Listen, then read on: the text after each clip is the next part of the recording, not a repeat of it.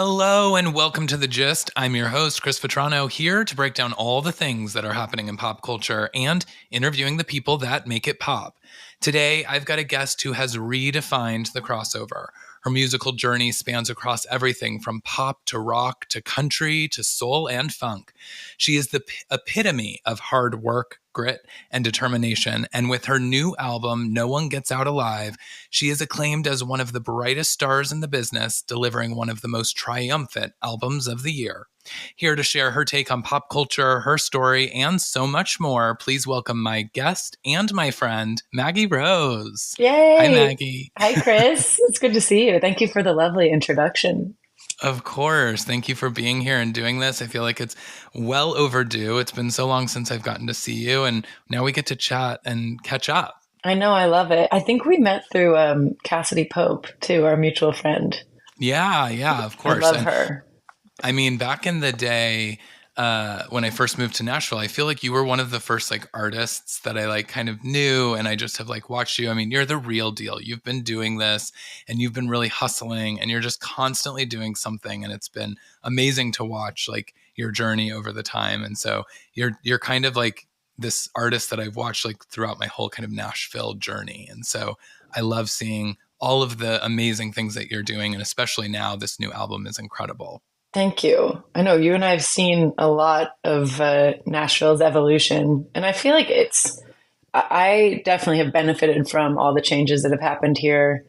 Yeah. But, you got to keep moving. And I think it's our job as artists to evolve. And, between you and I, have been dealt my fair share of heartbreaks by the industry, but the constant is the music and myself. And I think that's how you're going to be able to do this for a very long time.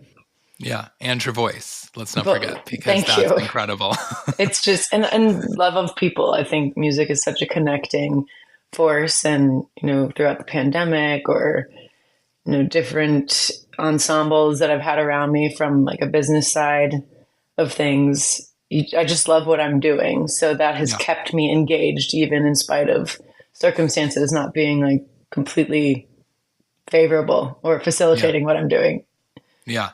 I mean, it's no secret that the industry is tough, but I think especially in Nashville, because there's been so much of, putting people into certain boxes. I mean, when you're a country artist, it means something that you have to look a certain way or have a certain sound or follow certain rules. Yes. Rules, songwriters that you work with. It's kind of everyone thinks it's a formula. And as you were mentioning, Nashville's evolution is we're starting to come around that there's a lot more to Nashville than the country, good old boy, music row kind of world. Is that now it's the five spot and, some of these old historic venues that we used to have that were really rock and soul, and you're kind of able to sort of do them all. And I feel that's now what you're kind of doing. Yeah. I feel very lucky to have all these different resources to draw from now. And in any genre, if anyone tells you that there's a template, they're not right, because it's just always terraforming, and there's just a million different ways to get to where you want to go. And I think you just need to know who you are. Yeah. And I moved here very young, and I certainly know that I had talent then, but I was really green, and I hadn't gotten the chance to live those experiences that I think have dictated so much about, what I put in my music. Yeah. So, this is The Gist. So for fans or listeners that may not know Maggie Rose very well, tell me, how would you describe Maggie Rose in 5 words? Rock, soul, funk, fun, heartfelt. Love it. And that's what I'm aspiring to at least embody. Yeah. No, I think, manifest. Yeah. I mean, I feel also one of the words I would have picked is fashion, because I feel you always deliver the looks. And thank you. We talk about your evolution is I remember you always had some amazing look. And I was always oh, Maggie Rose is on par with the trends always. Thank you. That's so nice, especially coming from you. I think those adjectives can also be applied to my personal style, just the aesthetic. There's something funky about it, but also I love a hybrid of a Bianca Jagger meets Stevie Nicks, and even like a little Debbie Harry sprinkled in there.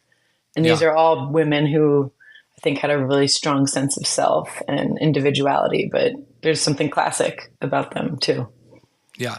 And clearly, like you just named people that you are clearly inspired by, both musically and sort of just everything that they represent, because I feel like you are kind of the modern day version of a lot of those artists that you just mentioned.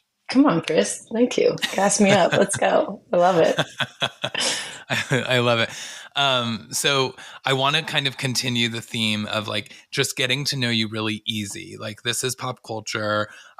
These are going to be like a quick fire. I'm going to put 60 seconds on the clock, and I'm going to ask you some quick fire rapid questions, just like a lot of this or that, or, one word short answers. And we'll see how many we can get through, just to kind of like loosen things up, get people to kind of know who Maggie Rose is. Okay. All right, so here we go. Let me put 60 seconds on the clock. And all right, favorite color? Blue. Favorite restaurant? The Admiral in Asheville, North Carolina. Sweet or salty? Salty. TV shows or movies? TV shows. Favorite non-Maggie Rose song? Right now, I'd say Chapel Row and Red Wine Supernova. Favorite curse word? The F word. Favorite thing about touring? Traveling. Coffee or tea? Coffee. Favorite Maggie Rose song? Today, it changes every day. It's going to be No One Gets Out Alive. Favorite ice cream flavor? Dulce de leche. Go-to karaoke song? I Touch Myself by the Divinyls. Who was the last person you sent a text to? Claude Kelly, one of my co-writers. What did it say? Hey, are we on for Friday? Guilty pleasure? Housewives. The Housewives franchise. Although I'm not even ashamed of it. I love it. Do you have the bear from Salt Lake City on your wall right now? No, but I wish it was. Okay, all right. I think it might be Meredith's bear that she bought from the Z Gallery. Well, now I'm obsessed. Now I feel like I need to say yes. All right, last one. We went over 60 seconds, but last one. Who completes you? Myself. Love it.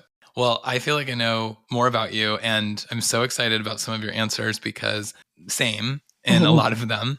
But you mentioned Housewives and guilty pleasure. I obviously love me some Housewives. I mean, I watch them all, but I am curious, since you watch Maggie Rose, what is her Housewives tagline? Oof. I've talked with Fancy Haygood about this so much. Oh man, I cannot believe you put me on the spot like that. Okay. Can you help me formulate one?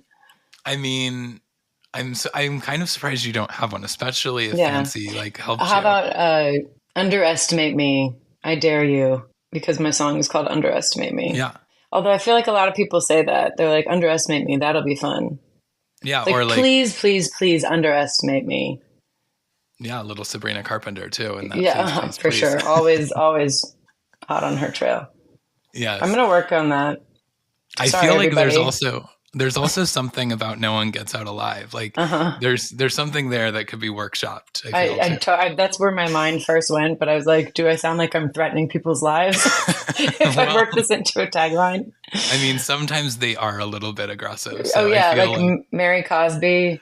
She's like, if you come for me, I will send Jesus to get you. It's like, whoa, jeez. Oh my gosh, I can't wait. So you love Salt Lake City, I'm guessing. How about, I do. I'm way behind on it. I'm like I don't want to spoil it for anybody, but I'm on season 2 right now. Oh, trying to binge watch, and I'm catching up.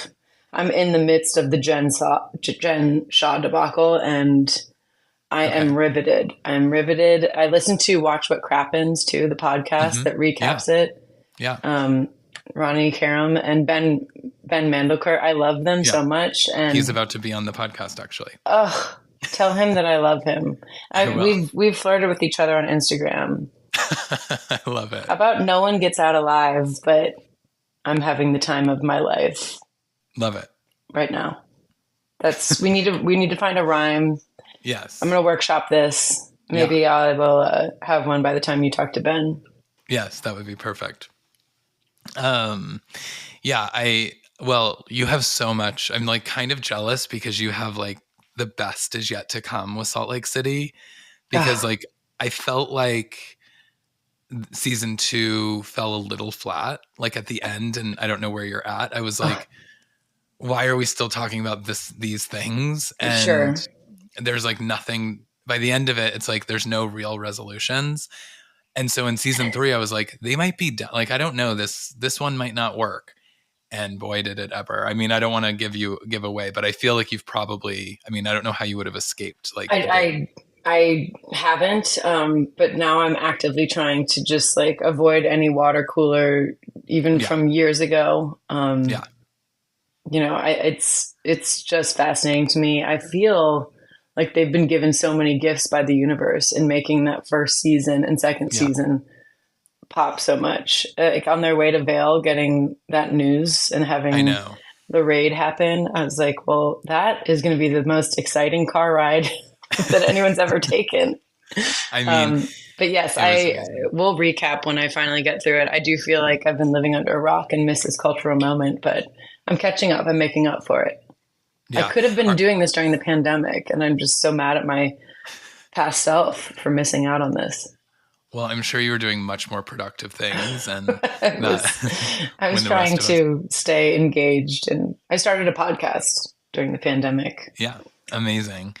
I mean, so did I, Mhm. and that's why we're here today. But Right. and I did it. A lot of what I talked about in my early episodes was just like housewives and Bravo culture, and like it was like I needed someone to talk to because I wasn't going to work and having water cooler moments, and Right. it was like you're not interacting with people, so it's like I'm just going to interact with the microphone and see what happens. Yeah, absolutely. And I think it stoked creativity for me too, because I was talking to all these women in the industry and listening to their music and being like, oh, Melissa Etheridge has everything going for her. And then you talk to her and she had all these crazy um, trials and tribulations that she was Mhm. navigating. And it just made me feel very connected again. And I think Yeah, I owe that exercise and that connection very much to, like, I owe my music to that. Mhm. This album was sort of born from getting fired up and re-inspired by these women. So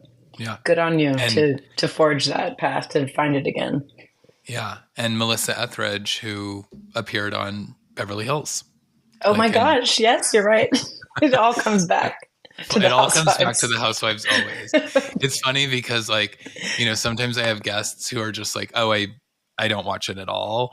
And then I'm like, "Okay, well, I can't talk to you about some of these things that are like in the news or the things that are happening." And like Hmm. and so it's always like when you said guilty pleasure was housewives, I was like, "Oh, perfect," because I already knew that I wanted to know Maggie Rose's tagline, and we will workshop it and we will have one. I'm reading this book right now that Casey Wilson wrote Mhm. called The Wreckage of My Presence. Yeah, I've read it. It's incredible. And did you listen to it? I didn't. I listened to her podcast Yes. as well, and I Right, where she do talks love. about the housewives. Yeah, and I love like listening to her, like the way that she talks. But I'm really like not a reader, and so I kind of took it as like a goal of like I really love Casey Wilson, so I was like I'm gonna actually sit down and read this, and it was such an easy read, Right. and I felt like I just like flew through it. But I do kind of want to go back and listen to it as She well. narrates it. She's hilarious. Like I didn't read the text, but I can't imagine that I would ever be able to interpret the text the way that she's written it. But that whole chapter that she writes about the housewives and how Mhm. actually people with pretty high IQ tend to watch these shows. Barack Obama follows Yeah, one of the New Jersey housewives. Like there's this whole renaissance right now with people not being afraid to say that they participate in it because it's sort of a study in anthology, like how people interact. And yeah, these are real life problems. And um, I maybe Schadenfreude is not the right word because they have really great lives, but it is interesting to be like, oof, I think I have drama in my life. And then you yeah. watch these things unfold, and there's something weirdly comforting about that. So, Yeah. I think I'd be interested actually to hear like more like studies about that because, me, I find comfort. And I hear that from all my friends that love the Housewives or say that. They're like, it's like comforting. You sit down and after a hard day at work, or, you've just been like really busy and going at it, and you want to like sit down and relax, and Housewives like takes you into their world and takes you Yes. out of your own. But like, then there's people like my husband who is like, absolutely not. Like, I can't hear these women fight. Like, it gives me Yeah. anxiety. That's my He's husband too. it's But like, and I'm I'm like, like, yeah, I think if you just heard this without the context, it just sounds like people screaming. being like over dramatic. Yeah. But yeah, I love it. And there's so much heaviness in the world right now. And like, we're all following the news. We're all Hmm. doing our due diligence to keep up with that, I think. But there's something nice about like a little frivolity in life Yeah. and just fluff. And Yeah. I think that makes for a well-rounded person. And Yeah. that's my case for the Housewives. So I rest it Absolutely. now. Absolutely. Yeah, no, I absolutely think that there's something to be said about, especially like in the pandemic and all the heaviness that we went through, like the Housewives have evolved, but like that sort of culture, it did sort of save us because it gave, I think the reason so people feel so connected is because, like we just said, in the pandemic, like people weren't interacting and you weren't seeing people. And like, it's almost like these people and these characters became part of your world. Hmm. And I think that's why reality TV is like now so much part of culture, way more than like, back in the day it was like Friends and ER, and like you had Hmm. these like major shows, and now it's like reality shows and reality stars are like almost more famous than some of our like Yeah. actors and And there's stuff. like a real life absurdity to it, and it's messy and things that writers wouldn't spend a bunch of time trying to shape out, like Yeah. these sort of insignificant arguments we Yeah. actually really care about because I don't know. Yeah. I love it. Yeah. Escapism is good. Absolutely. And I feel like another thing is that has really sort of evolved over time that we've seen is social media. And now there's so many platforms, and there's TikTok and, YouTube shorts and YouTube regulars, and, there's all the things, and, for better or worse. I feel like also I'm curious on how that has changed for you, because as we've talked about, your career has evolved. Like, social media now is such a big part of the music industry. And like, how has that been for you, and kind of what's your take on social media in as an artist? I do a little dance with it. Like sometimes I just love it and I embrace it. Other times I resent it when I feel like, people are saying, oh, the reason this isn't working is because you're not generating enough of this kind of content. Like Right.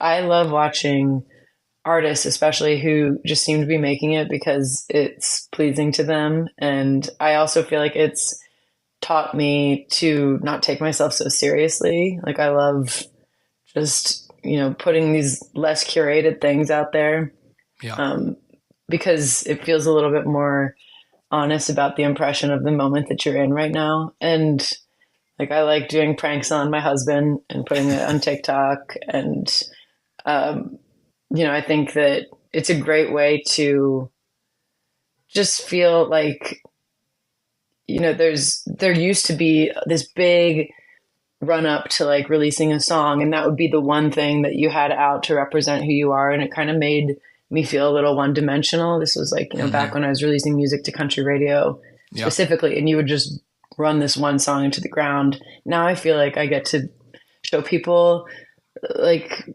how I live in my house, what I like to cook. Like this Right. is my weird sense of humor. These are the people that I surround myself with, and it just feels nice to be a little more known as a multifaceted person, like we all are. Yeah. Um, if you just lean into it. Yeah, I think that's the positives of the social media, right? Is like, I think obviously you get to connect with fans, you get to connect with your community. I think that that is something that's like special and magical that we, unfortunately there's like downsides of it, is like people maybe don't connect as much in society as Oh, much as for they used to sure. because of social media. But for an artist, I have to imagine that it brings you closer. You get like real-time feedback. You also get trolls, but then you're getting to showcase so much more. And I think now it's like the format of releasing music has changed so much too, because you're releasing multiple songs before the album even drops, or you're doing snippets or teasers. And but do you also feel that there's a pressure of social media, like that you have to deliver on those things? Because if you were silent on social media, it would mean that you were silent as an artist. Yeah. Oh, I definitely feel pressure, and I feel like there's way too much emphasis placed on it, mostly by the music industry. Like I Yeah. feel there's a lot of young artists who I relate to, especially moving here when I was 19, who have hit a lick on social media where the song blows up and it goes viral, and then a label comes in and kind of throws them to the wolves. There's no Yeah. development. There's this disposable attitude like, well, you've got this momentum. Let's throw this and see if it sticks. If it doesn't, then we're moving on. And I think that, like, I've been there, like how crestfallen you would be as this young singer-songwriter who's never played a show, but then all of a sudden they think all their dreams have been answered. They get this record deal and then it doesn't work. And it's like, what happened? Yeah. Like there's that strange catching fire that I think can just put an artist who's not ready in too visible of a spot. Well, there is something to be said for the hustle and for the slow build and the slow grind of like, right. because you really like truly, are building kind of like all of the team around you, knowing like who the right people are, knowing how to read a contract, knowing what, like, I mean, you at this point have done so many different things that like, you've got to be able to really like understand what you want, need, and then also like have the right people around you. Right. And I agree with you. I think that like, I think of like that Haktua girl. It's like, she made one comment and suddenly she's like this massive, everyone's talking about her and she's signing deals. And I'm like, people are saying like, oh, she should do like, brands of lube and brands like go on OnlyFans and like do all these things. And she was a teacher, and it's like, she better be careful because that's only going to last so Right. long. And then what else does she have? Yes. And then that's her brand, and that's probably not the brand she wants. And so it's like, it's kind of dangerous in the way. Right. And it's like baptism by fire. Like I feel, as much as, I've had to just stick with it over the years. I've been in Nashville for almost 17 years. My business and how I make music is set up in a way that there is no domino effect. Like if I lost my label, I still keep moving. I still have these other isolated components that I still got booking and publicity and publishers and management and even like marketing team that's separate that will keep this train rolling. And I think about how other people who are green are sort of not, I don't want to make it sound so nefarious, but they're preyed upon in the sense that every egg will be placed in that one basket. And then if it doesn't work out, then they're back to square one. And then people have this identity crisis. And I do think that it's like a fuse to a stick of dynamite. Once it's lit, you got to keep going and going. It's like if you're an Instagram model or if you're any of these things, it's almost like, where is the sustainability of that? And they're not getting the chance to put a big tour together. Like I have, and it's taken time to get there, but I have these other pillars of my career that are just, constants. When one thing needs some tending to, I can rely upon these other things just to like keep the creativity going. And I wish that the industry would help develop people that are talented who deserve the follow through. And it's made industry people, A&R people, the stereotype, forgive me for it, but it's just made us all lazy in discovering new talent too, because, this algorithm has said to me that this person is successful.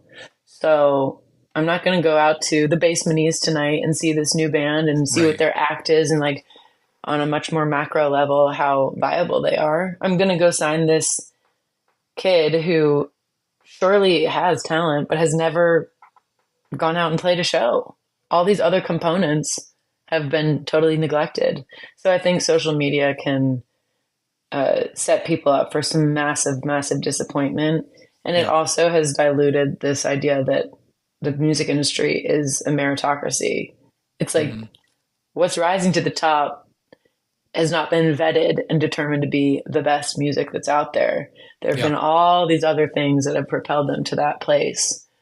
I And think like a lot of those people too, they've never even been on a stage in some I cases. know. Like some of them make music in their bedrooms and it goes viral. And then all of a sudden they're getting these deals and then they try to put a tour together or do something and it like doesn't work because these people Right. have never been developed as an artist or know how to like be in front of an audience and it just Yeah. doesn't work.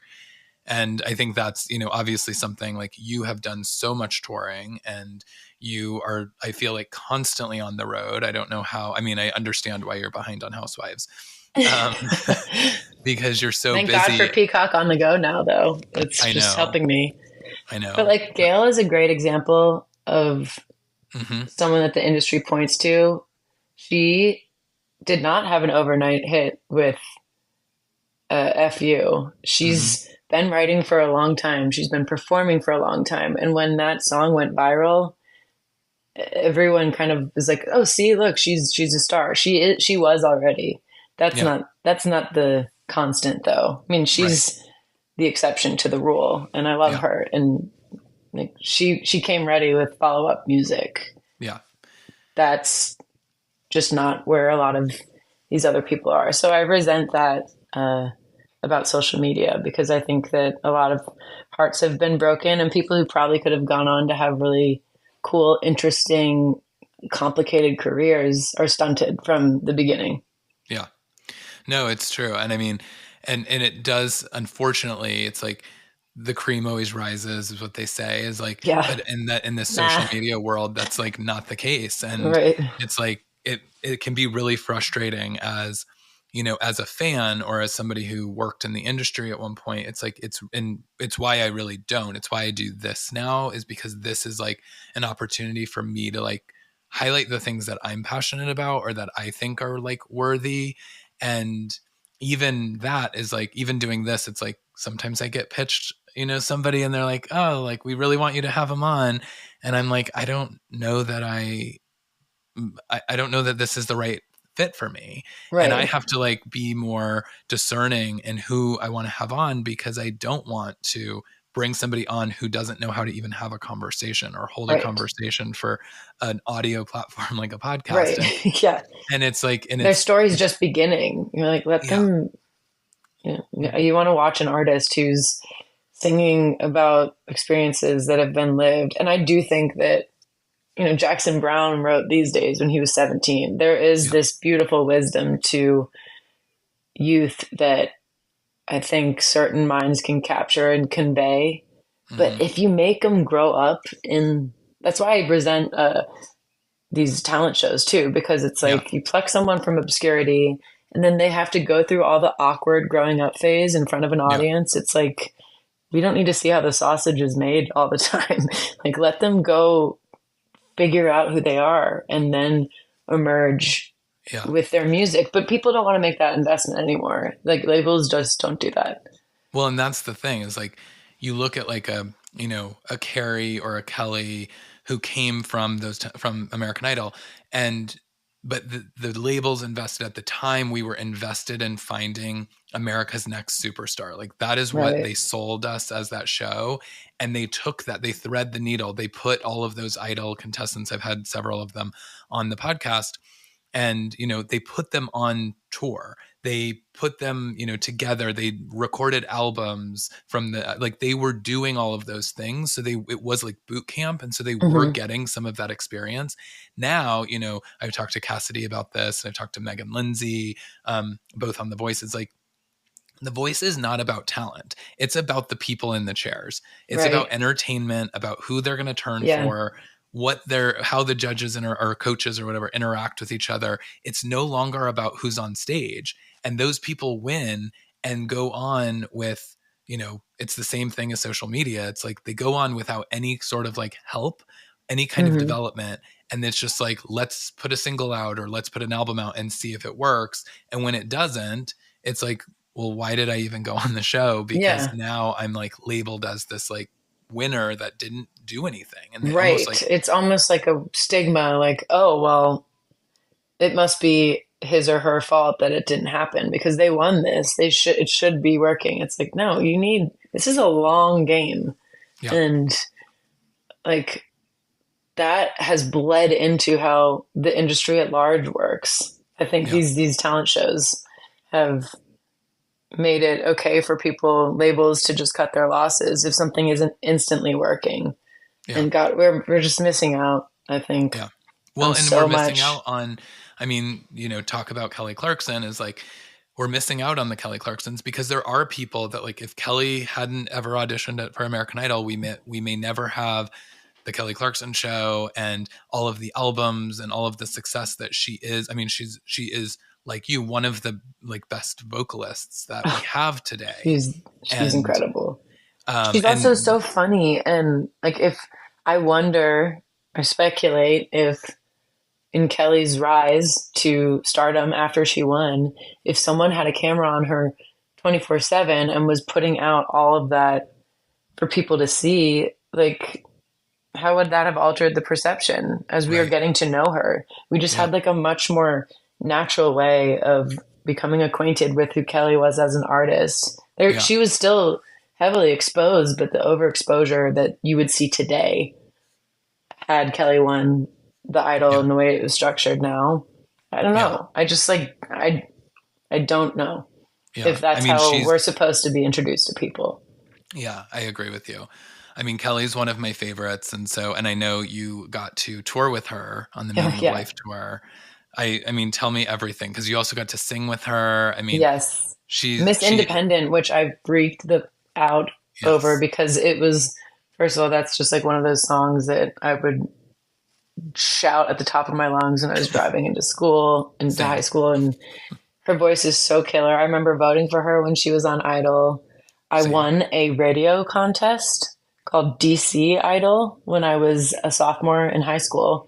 I called in and I sang A Moment Like This on Hot 99.5. And then the next day, I got to go into the radio station and they made me spin a wheel, which was not what I was expecting. And I landed on I'm Coming Out by Pink. Thank God, because they had like Who Let the Dogs Out on the Oh wheel. gosh, That's not really like the most vocally yeah, showcase of a song. And I won a trip to go to Miami, brought my sisters and my mom.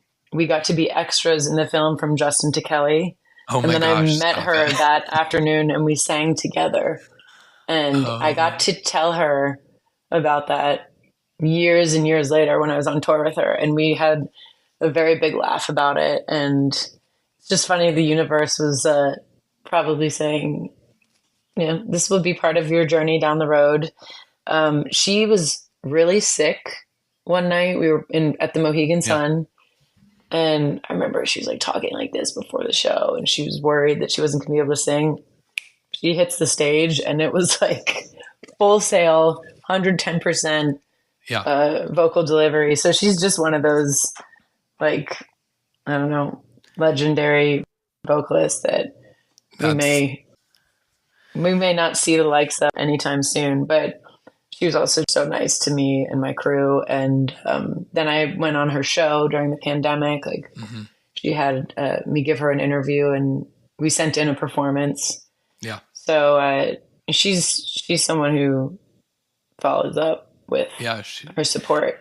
And I mean, she truly is like, a woman who supports music and even, by covering certain songs or, Hmm. she's a lover of music and like she supports it in such a big way. And she's so authentic. I mean, I like you voted for her. I was hardcore Kelly Clarkson's fan. It's funny that you mentioned like her being sick because one of my favorite performances from Idol, it was like they said that she had like laryngitis from It's a singing like week nightmare. over week and being sick and the Idol sort of machine as it was back then. And that night she sang I Surrender, Celine Dion. And so it was like they weren't sure what was going to come out. And it was like so good. And you hear her voice like break like once, like in, one moment, but it's like almost like added something to the whole thing is that it Oh just like yeah. felt powerful and moving. And I have like a very like strong meaning of that night, because that was the night that I learned that my mom had cancer. She was in the hospital while I was watching it. And I always remember that song and that performance, and like, but then I'm like, what a strong woman Kelly was, because afterwards, you know, Ryan or whomever was like interviewing her, and she was like, could barely talk. And she was like, Right. I don't know. And she's incredible. But what a full There's circle just moment for humanity you. to that too. And Yeah. you probably, especially that song too, in a night where you're learning just this devastating news. I'm so sorry about Yeah. that. But music should provide that. I mean, the perfectly polished performances that I think we were really like accustomed to, especially in the early aughts, it was so blah to me. Yeah. And that was kind of the mode of recording that I stepped into when I moved to Nashville. Like we comped together a bunch of different vocal takes, and you got this perfect, technically perfect line, but it was devoid of that, like what you're talking about. My favorite part of the story by Brandi Carlile is, you know, all of these, and her voice just like, it's incredible. it's just, there's emotion there. And I think that's also why I love performing live so much, is because there's that urgency. This is your chance right now. And you know, there's no redos. You're very much in the moment.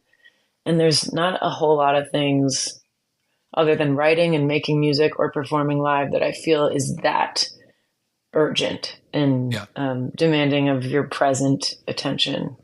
Yeah.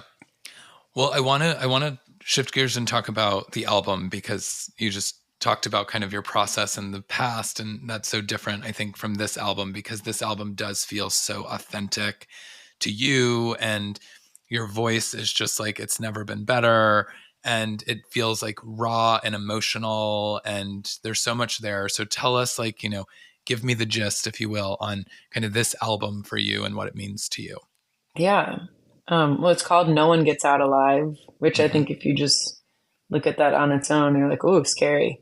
But it was more about, you know, we were on the heels of the pandemic. I had a few relationships that just did not survive the stress of that. My best friend's father passed away. I was really close with him. I had a lot of people who had just not handled addictions well, or relationships, their own like marriages well. And, you know, the fallout of that, just being a friend to witness that is tough. And I think with this record, it's about, the time is now. You might not have every little thing in its place in order to do what you want to do, and you can't wait for that to happen, because it might never happen. And I wanted to make something beautiful.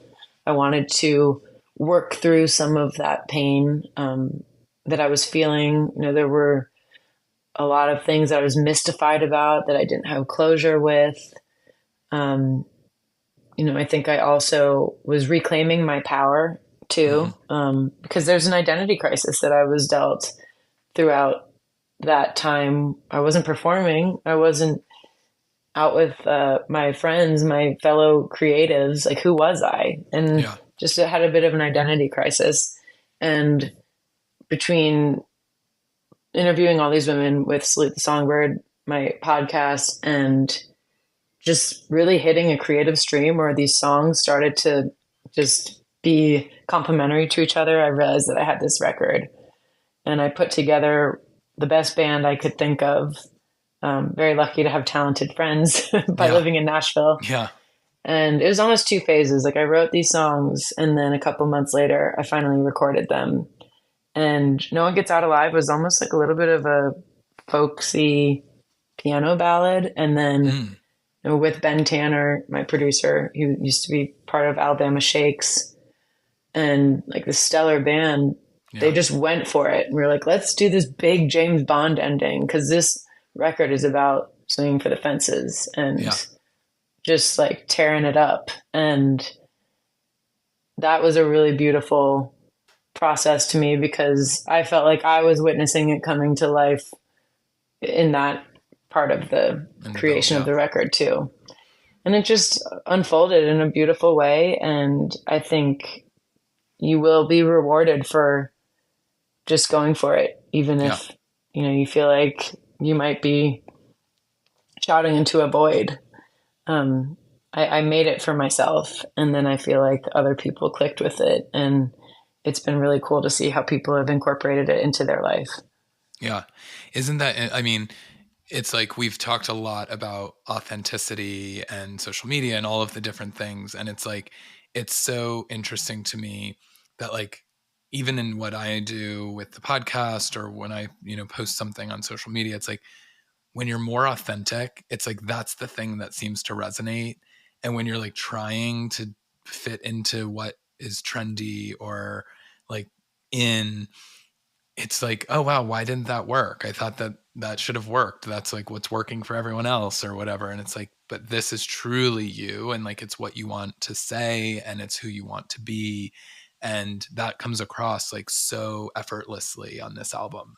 Thank you. I think your audience is smart, just the same way if you're sitting across from someone and you feel like they're putting on affectations to try to impress you. We can sense that. Yeah. We all have these instincts and this intuition, and there's definitely a messiness in some of these lyrics where it's like, I'm pissed and I'm going to write that in this Yeah. song. Or, I shouldn't, especially as a woman, I shouldn't embody this anger on this Yeah. song. Or, I shouldn't admit to these shortcomings of my own. It's like, no, I think you need to be at peace with yourself, and then people will see that and hopefully turn that grace on themselves as well. I mean, Yeah. It's that's like what I'm hoping for. it reminded me of the Chicks, not ready You to are make making nice. me so happy. I love the Chicks so much. Not ready to make nice. I mean, at the time it was like that was a risk to obviously put it out, and in a lot of ways they got canceled, and Yeah. all the things that sort of came from it. And so I think for other artists it could be easy to go like, oh, let's not ruffle the feathers too much because we don't want to land where they did. But when you really look back at that song, not only is it like they're pissed, they're angry, but it's, I mean, it's one of the best like bridges like It's of a so song ever. good. Like it's such a good, like that's a song I just like yell and scream when I'm like, I just want to sing it out loud so much. So I love music like that because that's what we should continue to deliver. And so just keep doing that because I think that will like continue to pay off for you. You know what's funny? You saying that. I remember, years ago, even before Not Ready to Make Nice came out, I had some social, political, social concerns that I wanted to Mm, speak to. And I had people around me that were like, I've got 2 words for you. This is before they changed the name. They're like Dixie Chicks. And mm, I just was like, okay, well, that's a cautionary tale to us. And then I was at Bonnaroo 2 years ago when they're headlining, and I saw people my age, older, younger, just mm, screaming their songs like they yeah, probably just discovered them. And to me, maybe it was a long play and it took a minute for everyone to finally feel the regret that they should have felt for scorning them or mhm, whatever, the admiration for them speaking their truth. But it's the most triumphant story to me yeah, ever now. And it's just, we can be so short sighted about being truthful, and we can let those things that are right in front of us just freak us out from doing something that's going to pay off in the yeah, long run. But I just love that they were a cautionary tale to me by some people in the industry. yeah, of No one, course. I just wanted to you know, be true to who I was and what I was seeing going on around me. And Yeah. they are constantly referred to and referenced as, like, as artists who have navigated just the craziest of times and then ended up on top. And I Yeah. think they'll be around forever now because of that.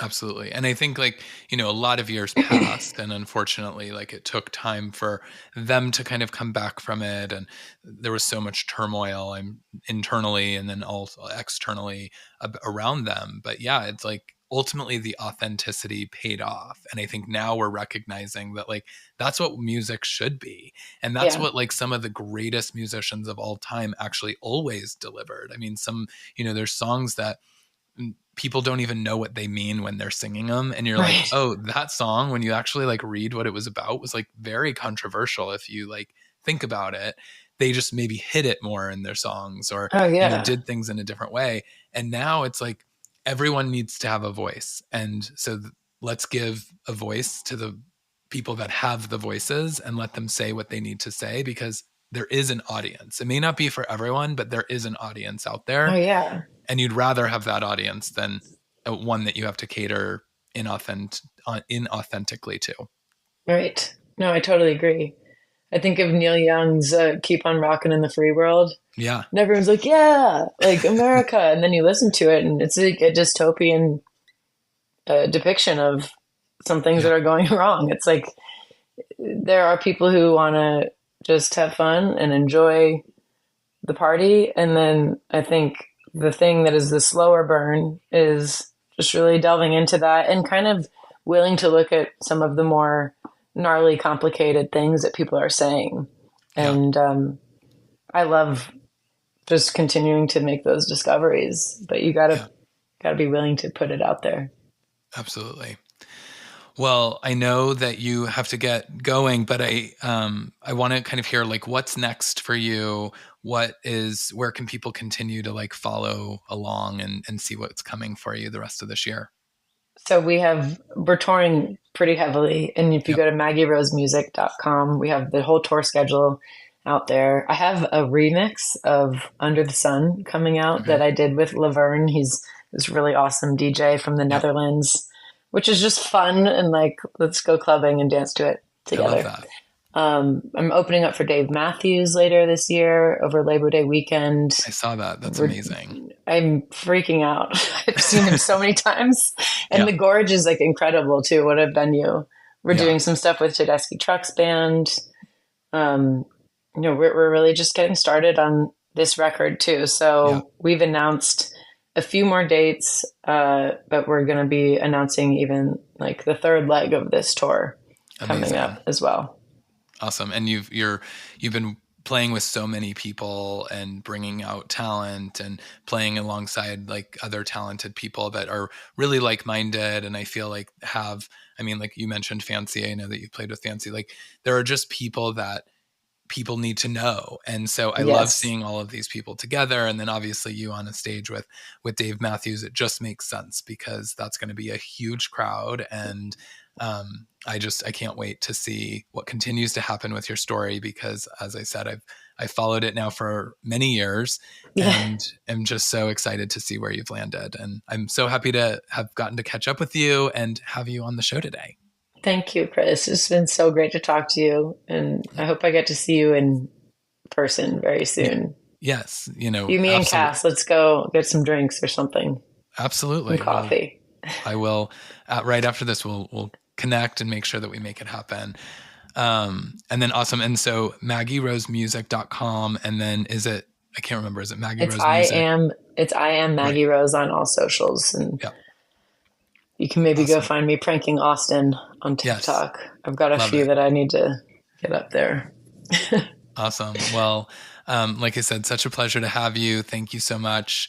And everyone, please, please, please, if you haven't already, go check out No One Gets Out Alive.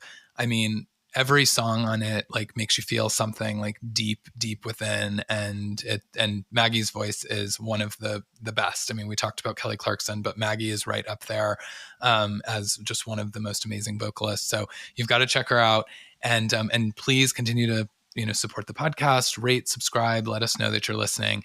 And you can follow me at CM Vetrano on all the socials. And until next time, thanks so much. Bye. Bye.